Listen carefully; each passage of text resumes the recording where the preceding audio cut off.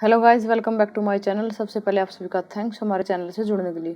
Friends, अगर ये video आप पहली बार देख रहे हैं या आप चैनल पे नया है, चैनल को सब्सक्राइब जरूर कर लें, वीडियो को लाइक करें तथा ज़्यादा से ज़्यादा शेयर करें। तो चलिए आज की वीडियो को स्टार्ट करते हैं।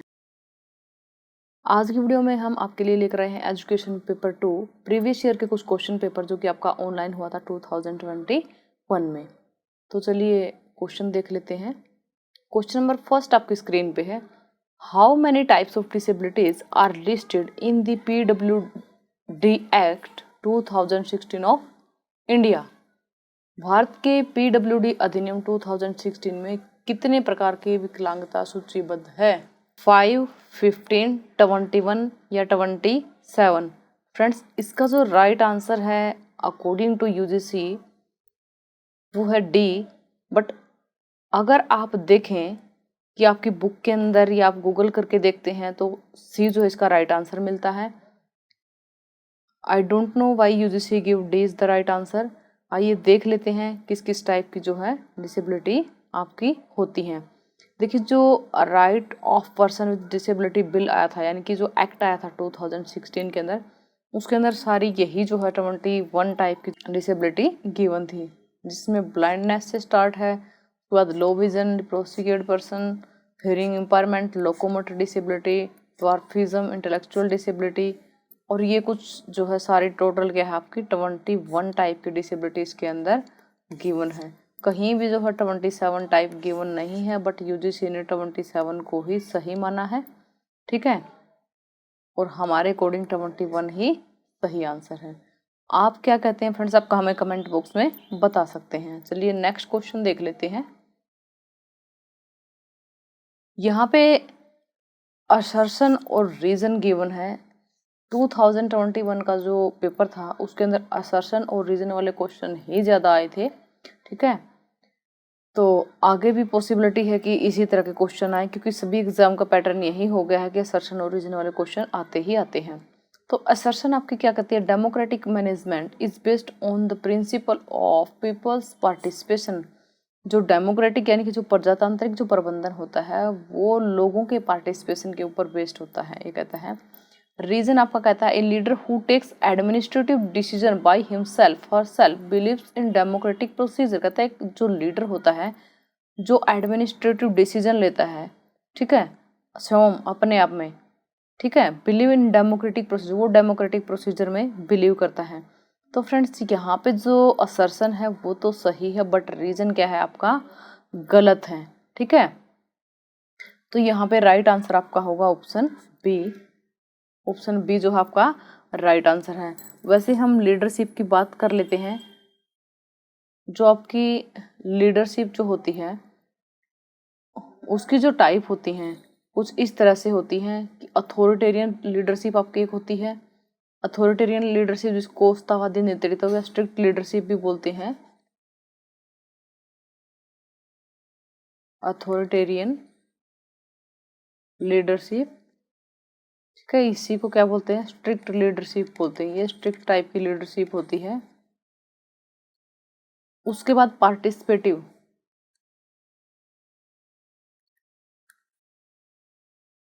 जिसको सहभागी भी बोलते हैं। इसके बाद आपकी आती है डेलीगेटिव। इसकी हमारी एक अलग से भी वीडियो है, आप उसमें भी देख सकते हैं।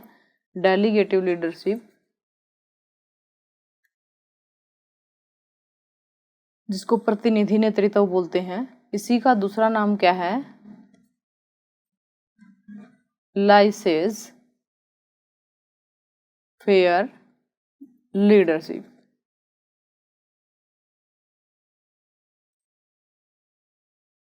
इसके अलावा एक आपकी ट्रांजैक्शनल लीडरशिप होती है।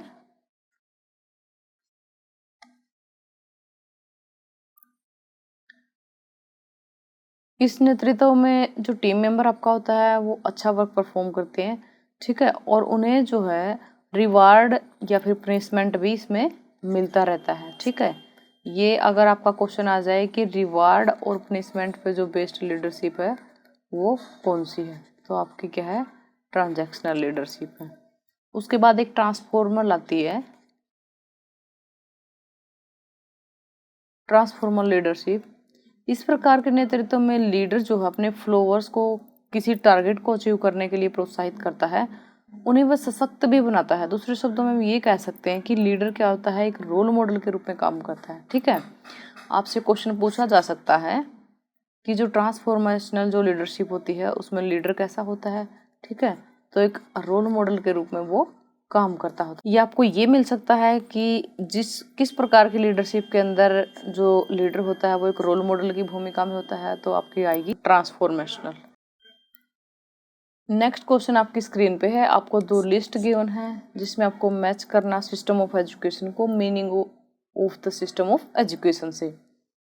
Inclusive education, special education, integrated education, normal education, ये आपके गिवन है। ठीक है, ये यहाँ पे मीनिंग गिवन है, where the disabled children are taught in separate institution, जहाँ पे डिसेबल्ड चिल्ड्रन को कहाँ पे पढ़ाया जाता है, अलग से इंस्टीट्यूशन में।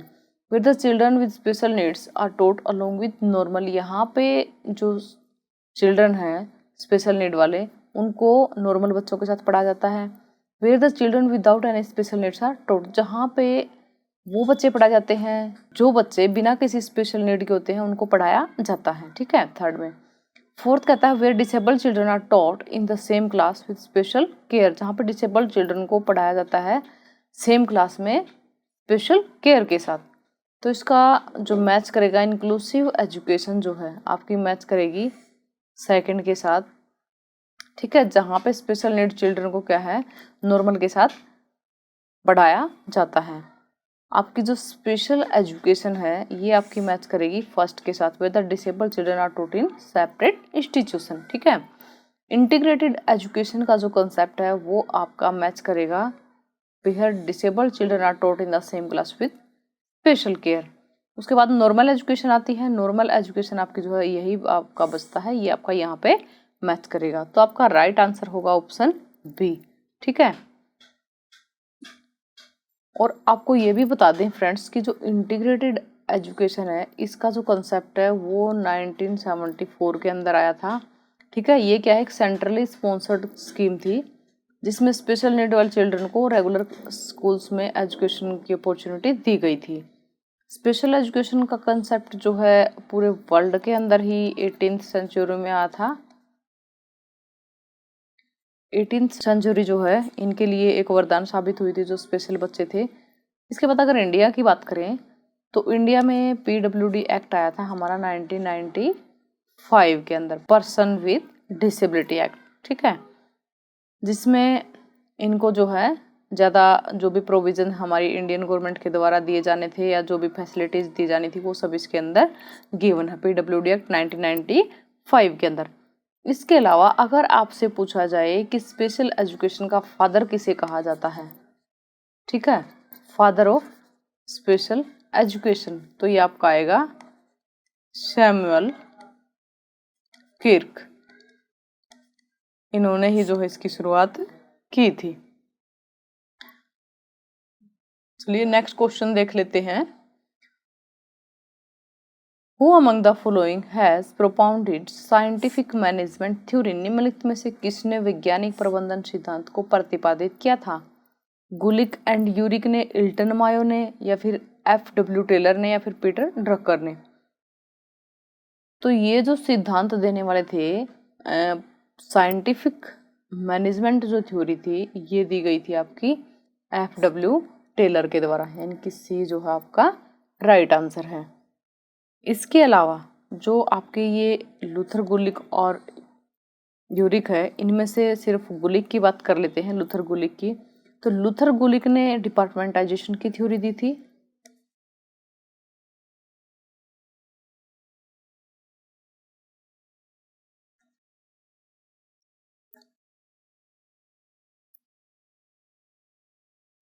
इसके अलावा पोस्ट कोरब भी जो है इन्हीं के द्वारा दिया गया था।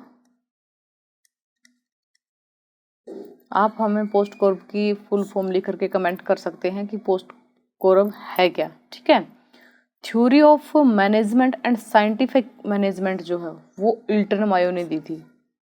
ठीक है, theory of management and scientific management ये इल्टन मायो के द्वारा दी गई है। इसके अलावा साइंटिफिक मैनेजमेंट थ्योरी जो है जो यहाँ पे गिवन ही है, scientific management theory F.W. Taylor की है। पीटर ड्रकर की जो है थ्योरी ऑफ मैनेजमेंट भी है इनकी एक। इसके अलावा इनका एक स्मार्ट सिद्धांत भी है, ठीक है, एक मेथड है ये स्मार्ट मेथड, जिसके अंदर आप ये देख सकते हैं कि मैनेजमेंट के जो ऑब्जेक्टिव हैं वो वैलिड है या नहीं। यानी कि जो स्मार्ट है इसकी जो फुल फॉर्म है वो क्या होगी, स्पेसिफिक, मेजरेबल, अचीवेबल,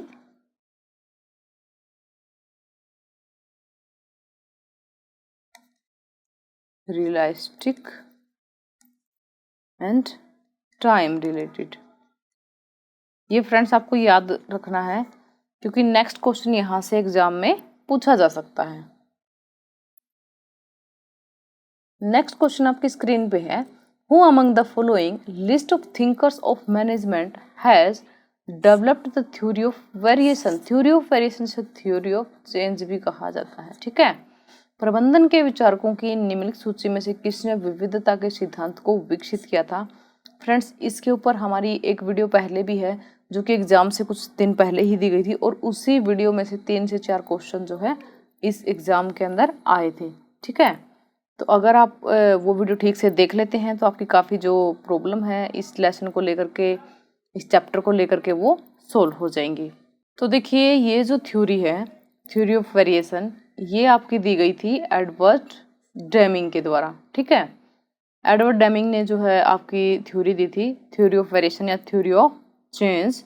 वेरिएशन का क्या मतलब होता है कि बिजनेस के अंदर हमेशा पीपल के बीच में, प्रोडक्ट के बीच में, या तो वो पीपल होते हैं या वो प्रोडक्ट आपका होता है, ठीक है, या आपकी सर्विस हो सकती है या आपकी आउटपुट हो सकती है। इन चीज़ों के बीच में आपको वेरिएशन मिलेगी ही मिलेगी, ठीक है।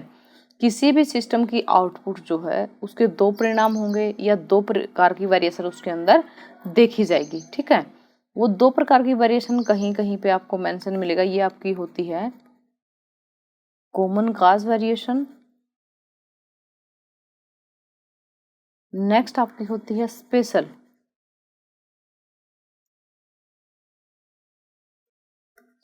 काज variation.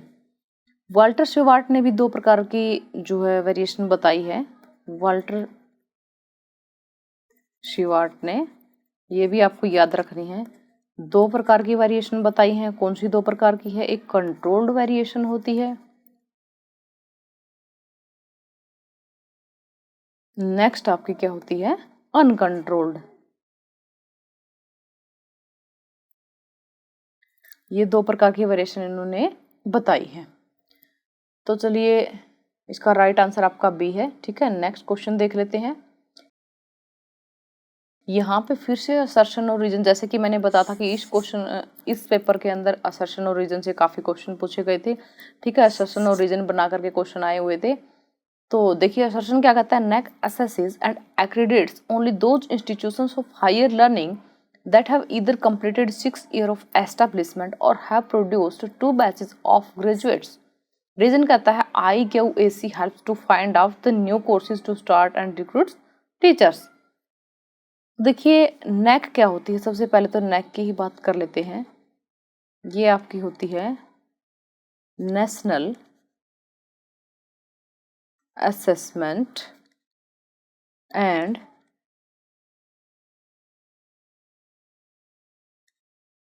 एक्रीडिशन council.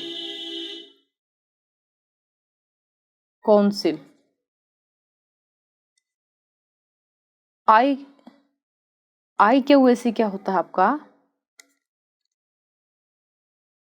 Internal quality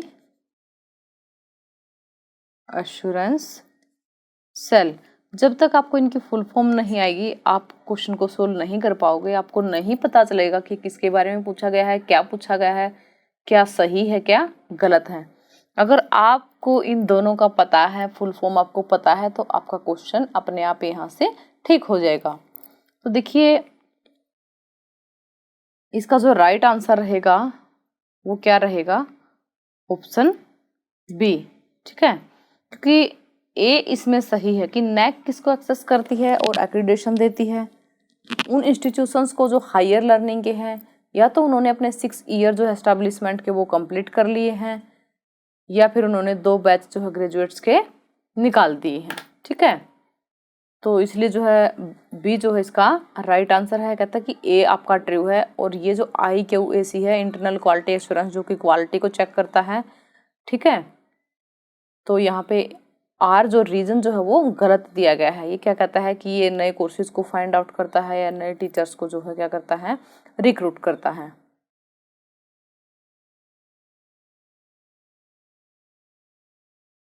next question है आपका, how does organisational climate affect the employees in an organisation. किसी संगठन में संगठनात्मक माहौल कर्मचारियों को कैसे प्रभावित करता है। तो इसका जो राइट आंसर रहेगा वो रहेगा आपका बी, प्रोडक्टिव लेवल को।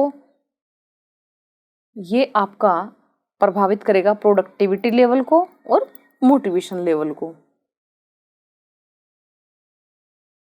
आई होप फ्रेंड्स वीडियो आपको पसंद आई होगी, और जितने भी क्वेश्चन आपके पिछले ऑनलाइन पेपर में गिवन थे उन्हीं में से क्वेश्चन हम इन वीडियोस के अंदर डाल रहे हैं। फ्रेंड्स ज़्यादा से ज़्यादा वीडियो को शेयर करना, ताकि सभी बच्चे जो है वीडियो का फ़ायदा उठा सके और सभी बच्चों को पेपर का पैटर्न पता चल जाए कि यूजीसी जो किस तरह से पेपर सेट करती है, और इसके अलावा सभी बच्चों को ये भी पता चले कि यूजीसी ने राइट आंसर किसको दिया है और किसको रॉन्ग आंसर दिया है, और क्या उनकी वजह रही होगी। आप हमें कमेंट बॉक्स में बता सकते हैं। मिलते हैं फ्रेंड्स नेक्स्ट वीडियो में, तब तक के लिए बाय बाय।